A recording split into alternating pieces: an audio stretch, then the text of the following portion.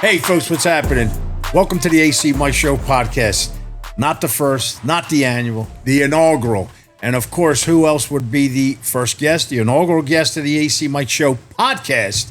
Mayor Marty Small Sr. Mayor, welcome to the show. Appreciate to have you, man. What's up, AC Mike? I'm glad to be here. It's a great day here in the city of Atlantic City. Can we say great day? We can definitely say great day, and it sure is. Absolutely. And I like the word inaugural, considering that I just had an inaugural gala. Yeah. And, I appreciate all your support, and I'm ready to have a conversation. Yeah, and we're going to talk about that gala because it's amazing. Okay. Again, one thing that we do right and you do right in Atlantic City is these galas, the information, and letting people know what's happening.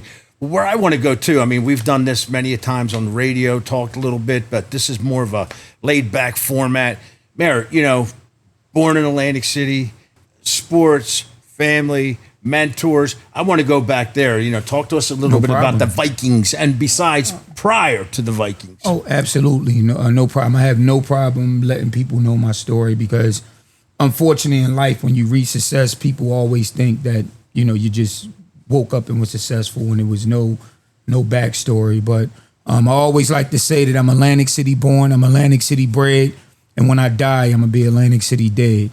So I grew up here in the great city of Atlantic City, a proud product of the Atlantic City public school systems, and graduated from Atlantic City High School, was a baseball star in Little League and Babe Ruth. I got better at basketball like my 8th grade year, and basketball became my love. I played basketball for the Atlantic City Vikings. My entire high school career, we lost 4 games, one game per year. My junior and senior year, we lost in the South Jersey Finals to a school called Shawnee.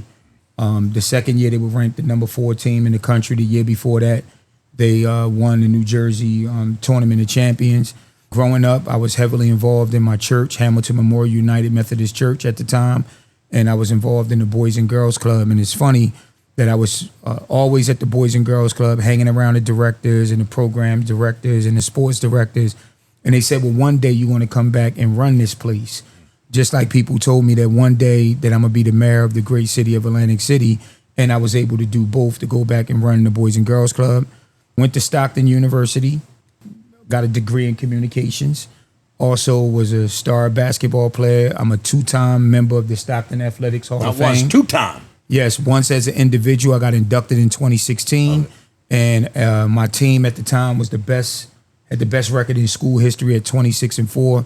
So we were inducted in 2018. After Stockton, 6 days after graduation, I signed the contract for the hometown Atlantic City Seagulls in the United States Basketball League. I was on the 1998 championship team. My political mentor, the person that got me involved in politics, passing out flyers, working elections. I lived in the second ward my entire life, was Jim Whalen, the late, great state senator, former assemblyman, and 3-term Atlantic City mayor Jim Whalen. He was the mayor. He said, hey, told me and my friends group, who we all were close with him, said, hey, go to school, stay out of trouble, get good grades and graduate and come back home and get a job. So knowing that basketball wasn't going to pay the bills the rest of my life, I went to the office and revisited that conversation. Now, me knowing the connections that I had locally, the relationship that I had with the mayor, my name stayed in the newspaper. I thought that with my degree that I was going to come out and make $50,000 easy. And I was in for a rude awakening.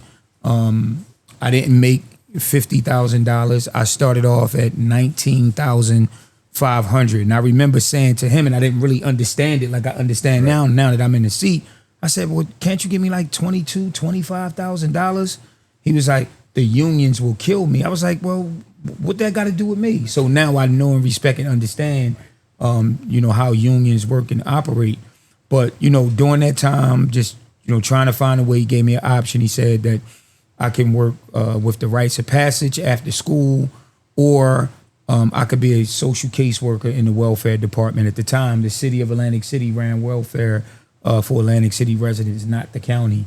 So, that conversation happened, and I said, well, okay, I didn't like it. At the time, my mentality was I didn't want to work with people that's dealing with issues of welfare and everything. But also I know that I'm a man and, I have to provide, for myself. Didn't have a family at the time. So I took the job in the welfare office. And when I tell you, I'm still got a great relationship with all of those people in the welfare office to this day.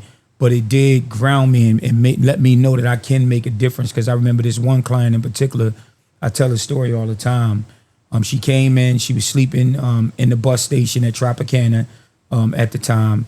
And, she had no plans to do anything but that. So I sat down and I talked to her and I told her that she's better than that. She's articulate, she has skills and she need to get her bleep together. And I enrolled her at the time. I don't know if they still have it, but the mission had a program called the Overcomers Program. Mm-hmm. And one night, Renaissance Plaza went to the supermarket and I was on my phone, having a conversation with someone else. By the time I got to the front, guess who was on the cash register? The client that I helped. And she started crying. I started crying because it was tough. And I'm like, wow, I'm making a difference. And the ladies in the office used to get on me all the time because Mayor Whalen said that I wasn't going to be there a long time. So a typical caseload for a caseworker was 3 to 4 cases a day. The welfare supervisor said, just give Marty Small 1 case a day. So that 1 case, I had a lot of clients and, we made a difference. And I'm very proud of my time. And more importantly, the lifelong friendship that I built with people that work in welfare. Initially, when they were going to hire me, I was going to be hired as what was called the Safe Haven Program Coordinator. That was a tri-partnership between the New Jersey Department of Law and Public Safety, the Atlantic City Health and Human Services Division, and the Atlantic City Police Department. It was the Community Police Partnership Grant. Atlantic City was one of 4 cities in the state as a pilot to do this grant. The police officers, the target area at the time where the most violence was from Tennessee to New Jersey. All in that area, the stats showed that people needed a lot of help. And my job was to work with senior citizens and youth in that area and put on quality of life programs. Hence, the youth and seniors are our 2 most precious resources. So we had that job. We had a lot of money. I remember the people in 6 bedrooms did not want the cops to come in 6 bedrooms. Their office was in there. They was throwing bricks, screaming obscenities. But by the time they left, the line was out the door for the residents in that community to speak up, to keep the police in 6 bedrooms. And this is around the time when like Dreamcast came out. I'm taking it back from Sega. And we had all the latest equipment and everything. And the kids, once they got used to the officers, because it was the same officers all 3 shifts. That's the definition of community policing. Wow, they started to know the neighborhood. Yep. They started to trust them. They had all kind of parties with the kids up there. We had a unique summer camp. The summer of 1999, it was an all-boys camp called All Sports, and it was an all-girls camp called Precious Jewels. And we was literally in the frying pan at my former school, New Jersey Avenue School. No air, hot, but we had a great time.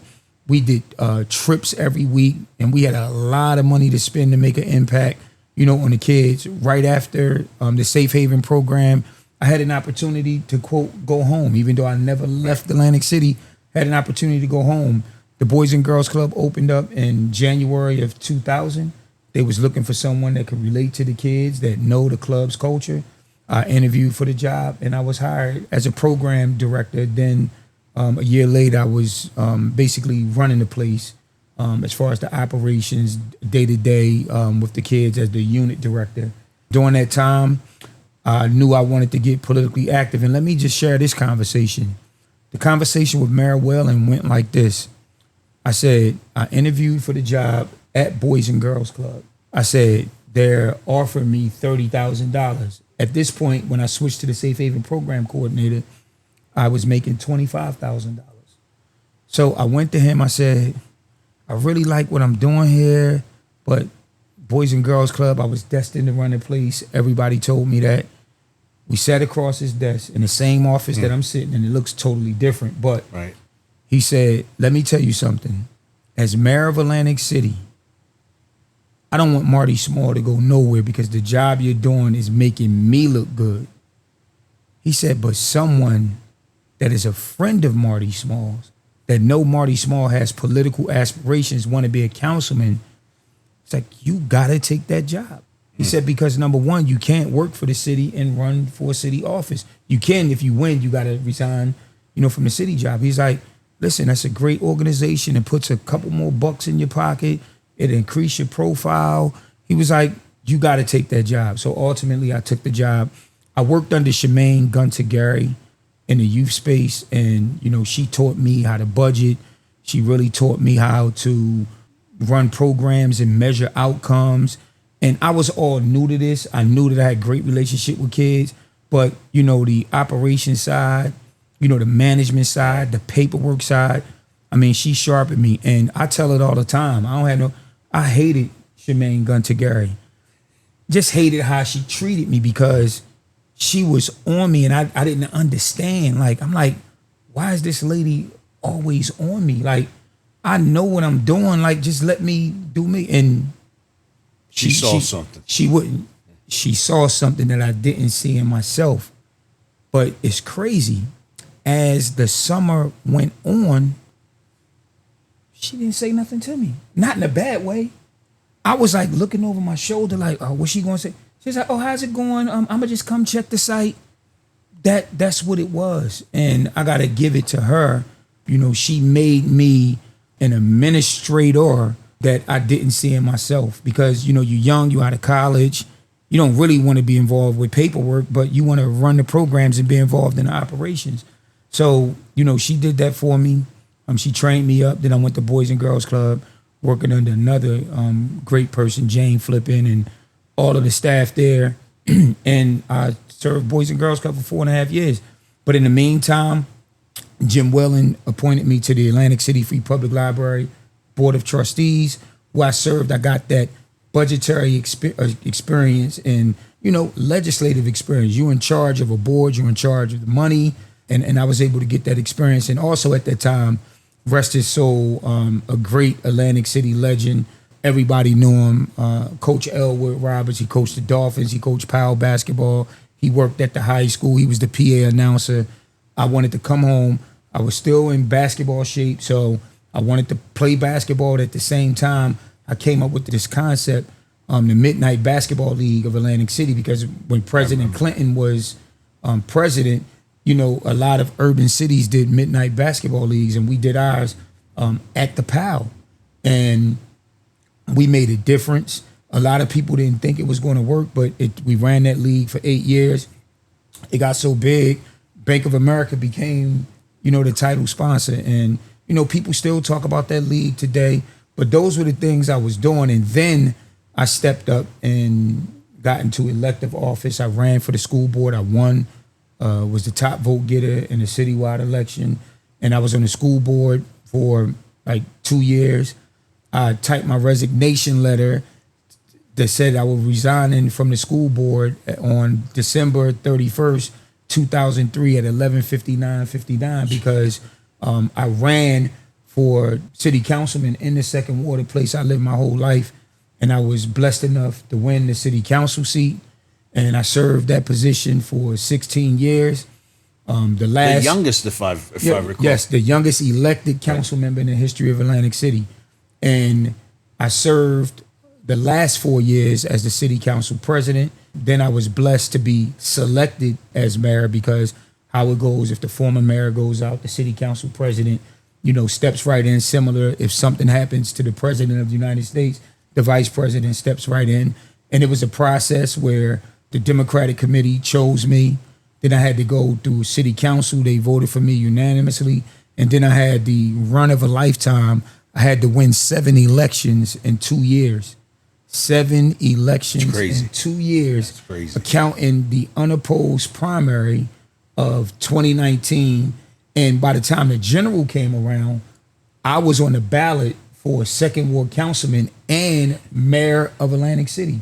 So if I won my council election, I was the appointed mayor.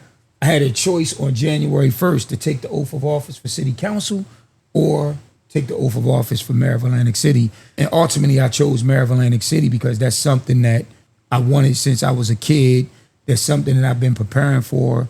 And I remember when I got the resignation letter of the former mayor, and ironically, they had a fundraiser for me that night. Nothing to do with anything. I just had a fundraiser scheduled, and my suspense alert came on my phone, and I looked at my wife. I said, "Oh shit, I'm the mayor now." And the next day we had a swearing in at noon. And I know a lot of people didn't believe in me. A lot of people didn't think that, I could do the job. But my entire life, man, I've been proving people wrong every step of the way. It's been a lot of ups and downs and trials and tribulations. Unfortunately, throughout this political process, and I don't wear this with the badge of honor, I'm just giving you the real Marty Small story. I've been indicted 3 times. The first time I was indicted in 2000, during the 2005 mayor primary between Langford and Bob Levy. I was indicted for allegedly mishandling absentee ballots. It turned out on the stand, live in the courtroom, Ed Jacobs cross-examined the state investigator, and the law says that a messenger has to be a registered voter in the county that they live in. It could be anybody. And I remember the analogy that he gave. He said, so it could be your 18-year-old cousin from Weymouth Township. It could be your aunt from, another city in the county. And the investigator said on the stand, under oath, under cross-examination, well, I thought that the messenger had to know the person. And it just blew their entire case up. I was blessed to be, acquitted. We literally embarrassed the state. And then I run for mayor. I get humbled in a big way. I ran against the incumbent Mayor Lorenzo Langford, at the time. I was young, upcoming, very ambitious, thought that I can change the world, and just knew that whenever I ran for mayor that I was going to win. And I got embarrassed. I got the bronze medal, meaning I came in 3rd place. Everybody thought the whole time it was a two racehorse between, Langford and me, and Dave Tyoon got more votes than me. And I started to question myself, like, wow, like all that I do, all that I've done in this community, how did I get that little bit amount of votes? And, people was like, oh, well, he parties too much, he's too young. And I get that. And then I just said, like, if me doing 2 parties a year and bringing people to this city is a problem, I'm not the problem. They're the problem. People party, more than that. And the second time, like I said, the mayor's race, the day after the election, coming in that 3rd place finish, the New Jersey State Police raided my headquarters. And I'm like, what the hell is going on? And once they raided the headquarters, they started charging people. I went to the grand jury and testified because I had absolutely nothing to hide. And I end up being indicted because of probable cause, because what somebody said that I was doing during the campaign. But they brought scores and scores of people in to testify.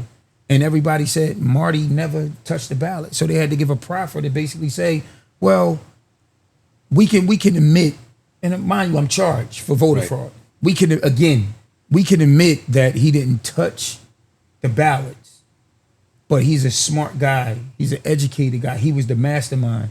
I said, well, damn, if I'm the mastermind of an election, I came in 3rd place. Like, what kind of smart person am I? Are we going to hire him? Yeah, exactly. So, that happened. That was another story. And it's unfortunate that the first time I was indicted by myself. The second time, out of 14 people on my campaign, 12 of us got indicted. And 2 people took a plea deal because they were afraid.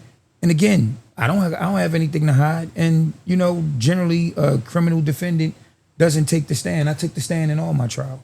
Have absolutely nothing to hide. And unfortunately, we was on trial. It was the longest criminal trial in the history of Atlantic County. 6 months from jury selection to the end. We went through, Thanksgiving, Christmas, Valentine's Day, almost Easter, and we were acquitted. the people that went to trial. Similar situations the last trial. 6 of us went to trial, and the other 6 was waiting trial. We won, and they dropped the case against the other 6.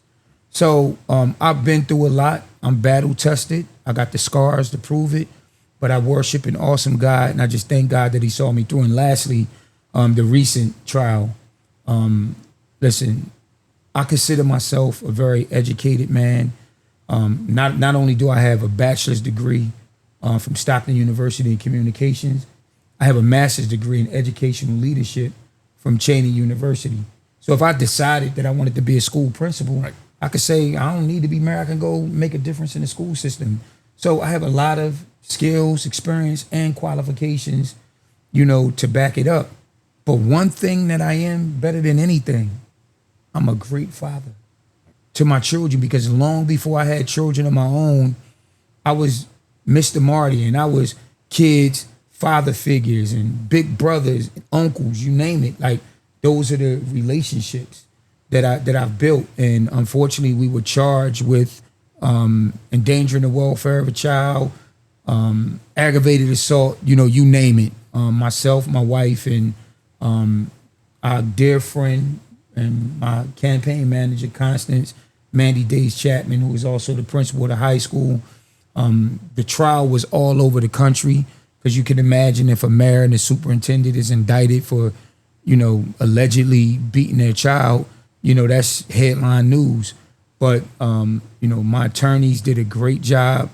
More importantly, my Lord and Savior Jesus Christ, who is the author and finisher of all of our fates, was in the courtroom, as well as those 12 jurors who we didn't know any of them. They came to court.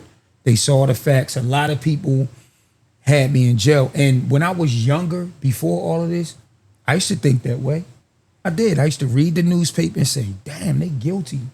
But when things are at your doorstep, and that's why, you got online trolls and people that want to say things, those people can't walk a day in my shoes. They can't live a second of my life. They not built like me. They couldn't take what I've been through. So I just let them, because they don't know me. They just want to troll and jump on the bandwagon. But at the end of the day, we got the last laugh, and we will get the last laugh. And before I close out this part of the segment, my family is back together. That's what I was going to My daughter moved back home. My daughter, the whole entire time, had a 3.8 GPA. She graduated with high honors. She get it from her father, not her mother.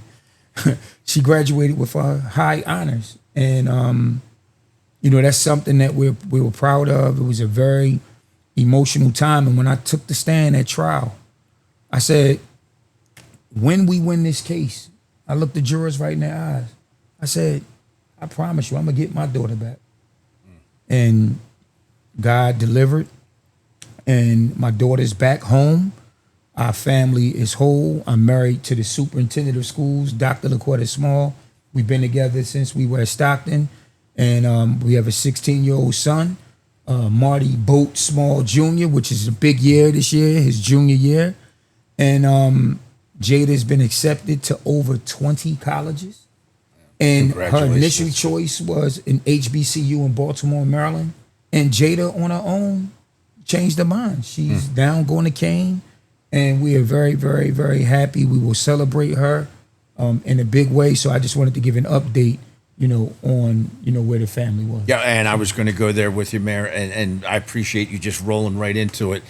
And one of the things I pick up there, going back from what you were talking about 10 minutes ago, we're talking sports, we're talking resiliency, we're talking about getting in.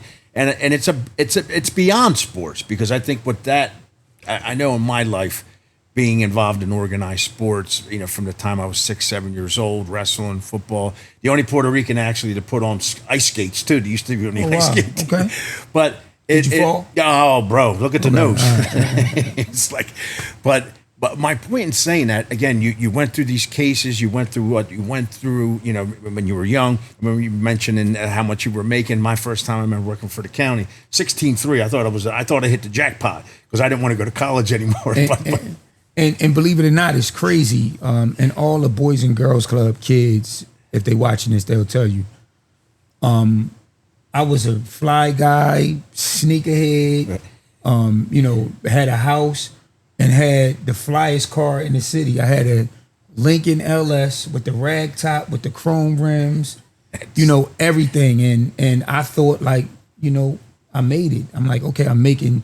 And for the first 3 years at Boys and Girls Club, I never got a raise. I made $30,000 for the first 3 years. $30,000. Then I went up to 39, and then I started, elevating. So it's not how you start, it's how you finish. And I'm a walking testament that if I can make it through all of the things that I've been through, you can make it too. And I live by a quote by the late, great Dr. Martin Luther King, and it goes, "The ultimate measure of a man is not where he stands at moments of comfort and convenience, but where he stands at times of challenge and controversy." It's easy to be when it's easy, right? Yeah, That's awesome. And resiliency. I'm just getting back into the game, and that's where I was going with that. It's just about learning to get yourself back up. And again, it's different when it's family involved and work involved and publicly, but just being able to say, you know what? Well, you know what? I tried. I may have failed, or I got this or that. Dust myself off, get back into the game. Because not only were you built that way, as you said, but also people depending on you, right? Mm-hmm. Whether it's the mayor or family or whatever it may be, depending. But again, I want to pull this out. It's just a matter of just getting back in, and you're going to have your haters, your good people, and that goes for everybody, wherever I'm looking here. But it's just a matter of, again, you know what you did, you know where you're at, and you know how to get back into the game. And that's, I think, now, especially with our youth, and sitting right here, 62 years old, it's sometimes you're down on yourself, but it's like, you know what? You can get back in. And if there's a mistake made, you say, I made a mistake. I'm not saying that there was, but just always there's that goal. There's something to work towards. I mean, I don't know if I'm... And no, I mean, you hit it on the nose. And hence, every state of the city, we have a title. And this year's title, and it's not only me, Atlantic City is resilient. You know how many times that people tried to bury Atlantic City. And I always say that the rumors of our demise is greatly exaggerated. So when you look at it, our title for this year's State of the City was Faith, Resilience, Redemption, because, the future is ours. And look, I put the olive branch out to everyone. There you go. Yeah. Right at the beginning of the year, I stood there very emotional, swearing in at the Soldiers Home on January 1st. I said, look, whatever you guys said about me, whatever you did about me, whatever you think about me, clearly I'm not that. Because at the end of the day, under indictment and through all of that pressure, I got the most votes of any mayor in the history of Atlantic City under this form of government. So the people clearly believed in me, and the people clearly stood by me. And I remember saying that 2 years before we ever went to trial. On April 1st, 2024, in that press conference in Ed Jacobs in the council chambers, on March 28th, they raided my home. And when I say they raided my home, you would have thought that, I was a member of the cartel. 20 officers, guns, battering rams, all going throughout my house. My mother-in-law was, we were going to take my mother-in-law to the hospital. She was out there in the driving rain. I said, look, y'all know who we are. Just let one of us get her to the hospital. No, you got to bring in the house. She sat there that whole entire time, multiple hours while they raided our home. And Atlantic City, people always want to go live and, talk negatively. You had someone on the corner of my house going live saying that we stole the money from the Atlantic City Housing Authority and that it's all in the house, that we got guns and drugs in the house. That's why so many people came. And not only in the house, outside the house, you had 3 prosecutor's office detectives standing outside with guns and everything. So it's like, did we deserve that? No, but it was all political. It was the heavy-handed approach. And she'll tell you herself, Mandy had the same exact search warrant. What did they do with Mandy? They went to the high school and said, give me your phone, give me your electronic devices, and let us search your infotainment system in the car. They had to sensationalize it with us. So that day, I said, if the election was tomorrow, which would have been April 2nd, 2024, that I'm going to win the election in a big, big way. Because if you think that the people of Atlantic City are going to turn against me, you're sadly mistaken. I said, and when the election does come next year, I'm gonna win it in a big, big way. And thank God, we done both of those. Well, and that's a lot to go through there. But again, it's ongoing. And again, the state of the city, again, the resilience. I love that part because, again, that's life in general. Some people's are a little bit easier than others.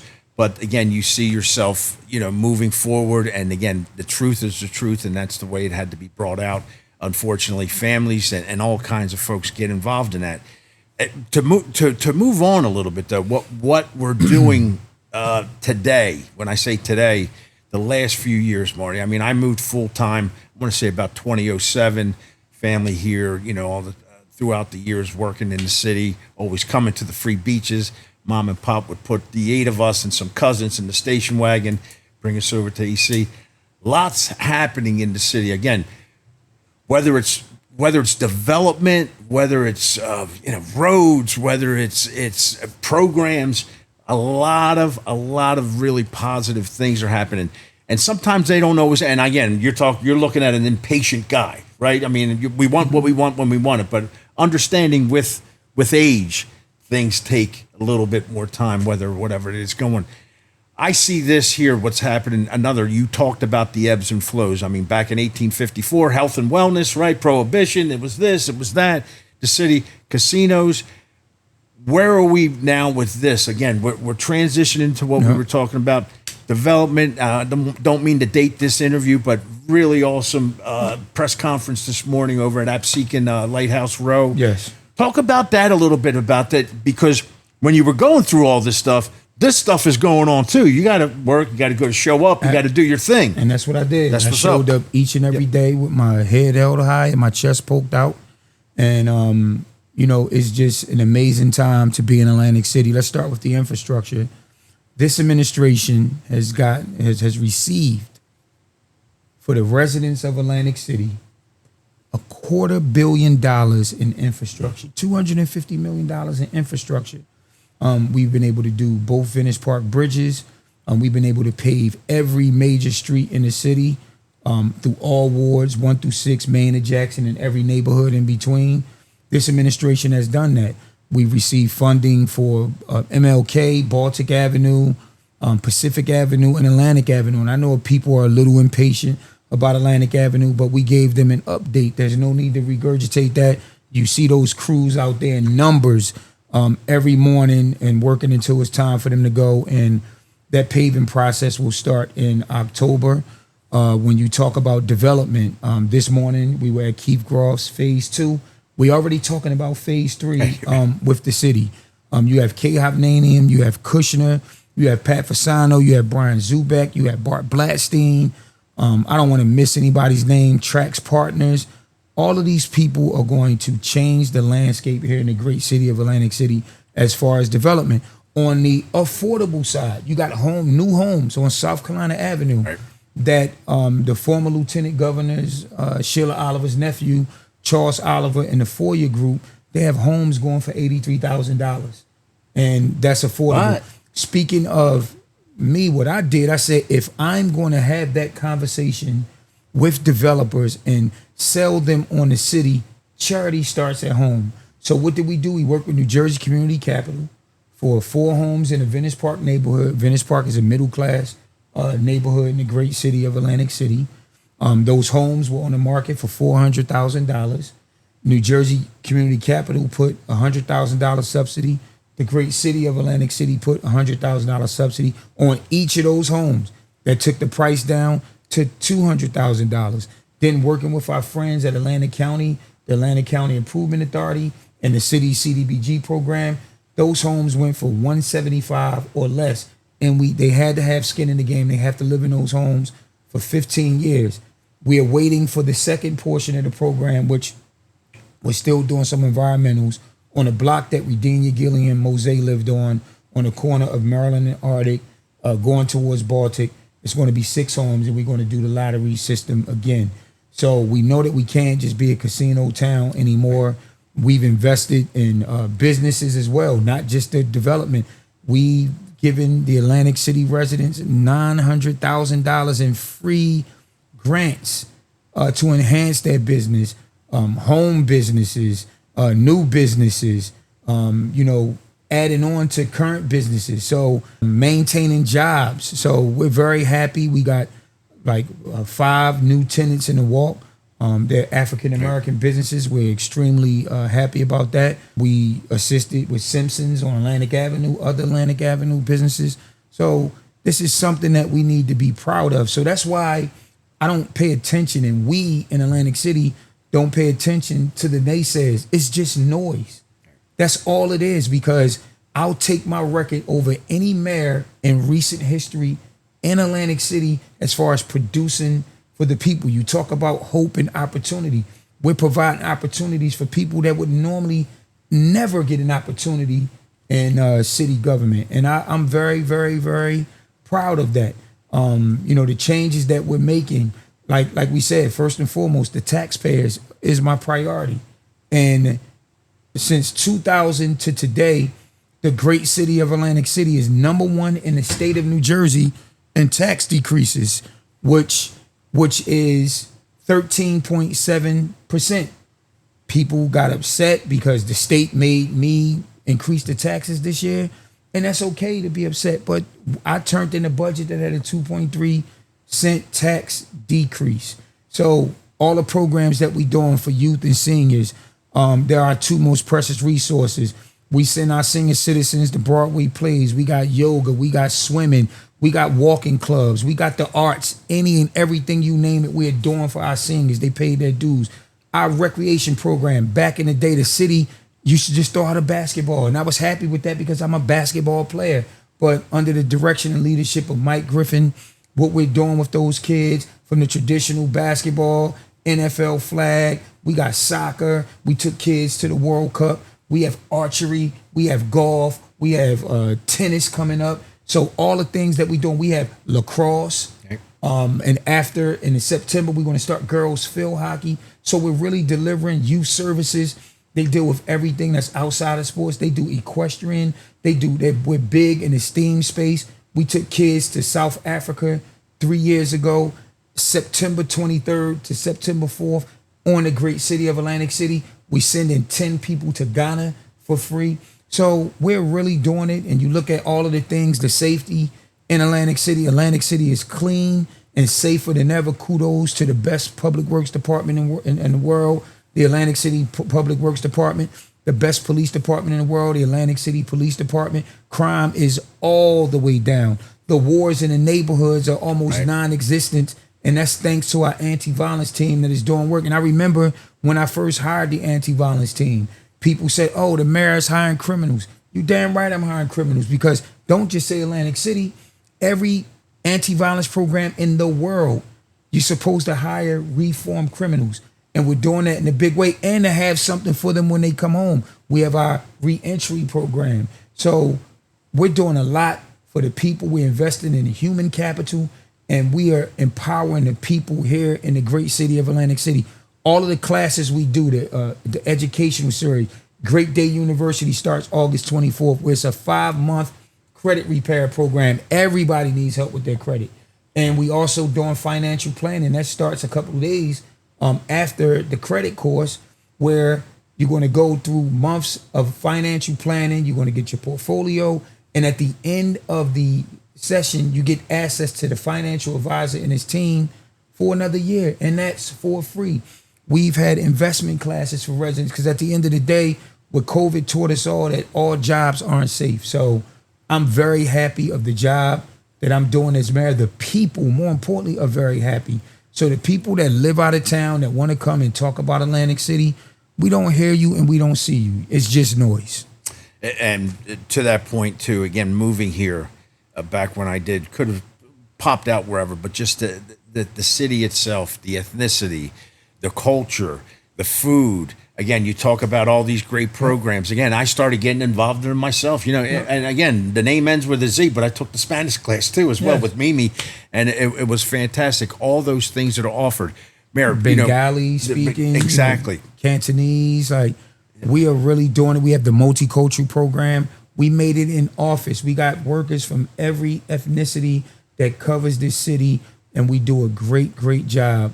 And I'm just happy because things are getting done for the people. A lot of time people just look at the technical things like, is my trash being picked up? Is my city safe? But what about the people that live in it, Right. from birth to seniors? You have to have a plan, and I've always stuck to that plan. And I got my saying that men, women, political opportunists lie, but the numbers and facts don't.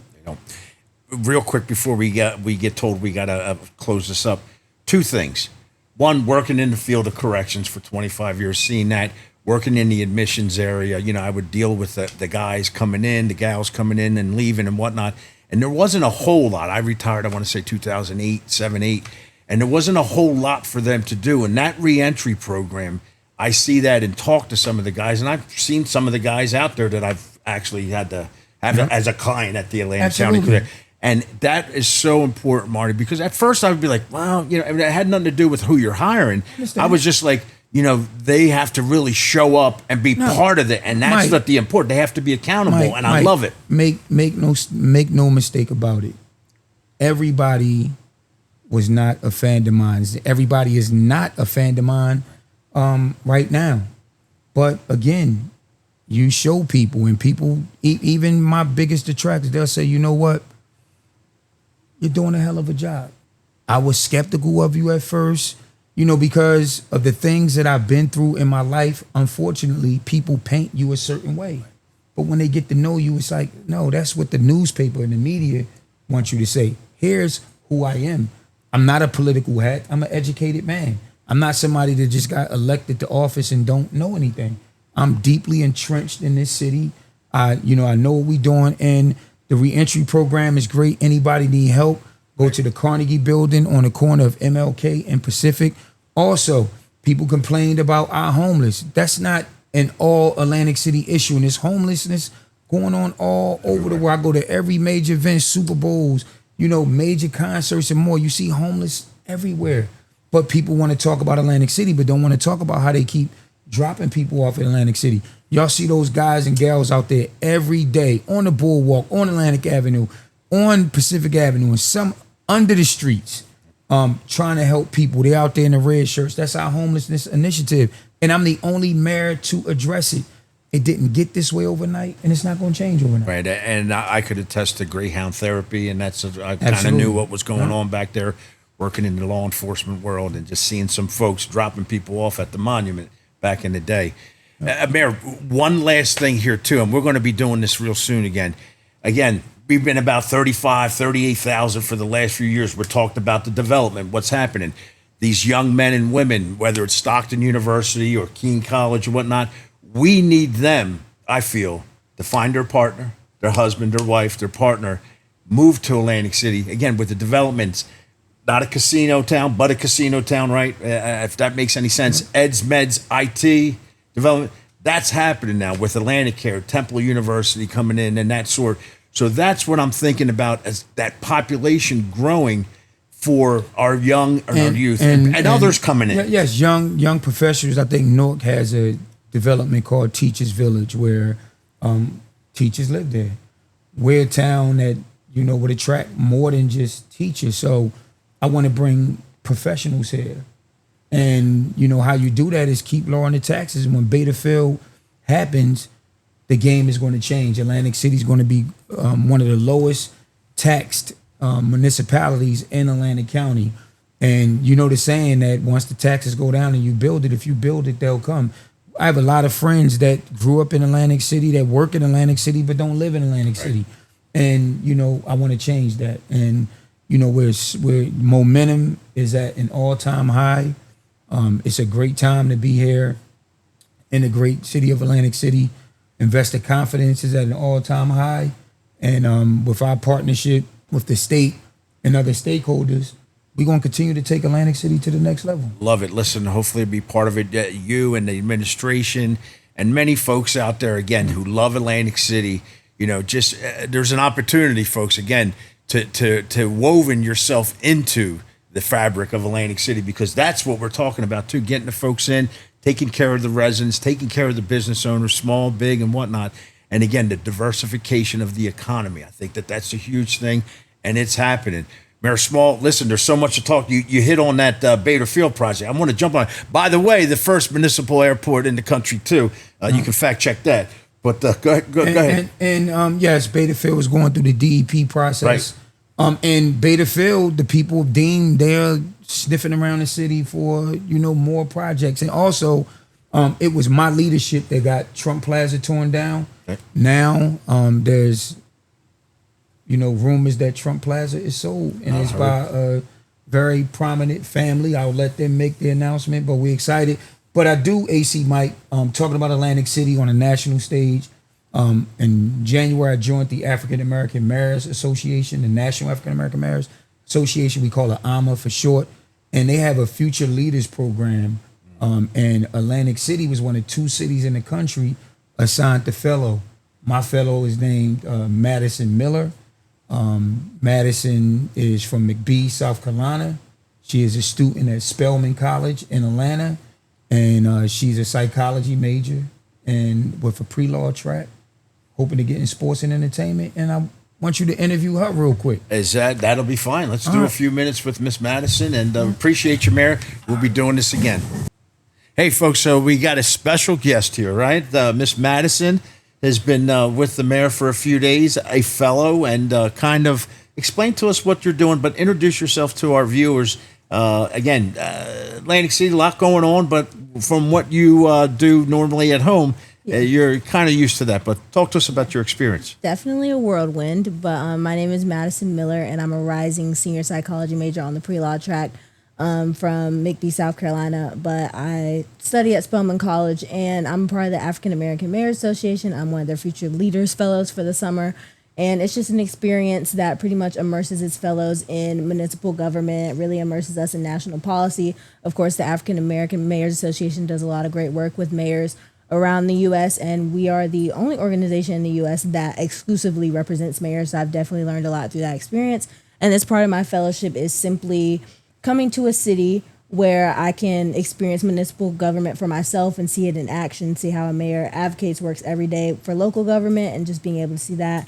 So I'm here in the great city of Atlantic City with Mayor Marty Small Sr., and it's been great. I've definitely learned a lot. It's been constantly on the go, a lot of press conferences, a lot of meetings, but like you said, nothing I'm not used to, and it's been great. And one of the things when I came to work for ALMA, I said I definitely want to see how mayors work on the ground and see if they're finding things that aren't just quick fixes for their community, but will last throughout after their administration. And I think Mayor Small is doing a great job with that, so it's great to see that now. That's awesome. Again, being in Atlantic City, coming around, busy schedule, I'm sure, as you see. And your aspirations, we're talking politics, we're talking public service and that sort. What is something that you've taken, not just from this experience, but it has been helping in the goals that you may have to be and what you aspire to be 5 years from now, 10 years, that you can take from this experience here?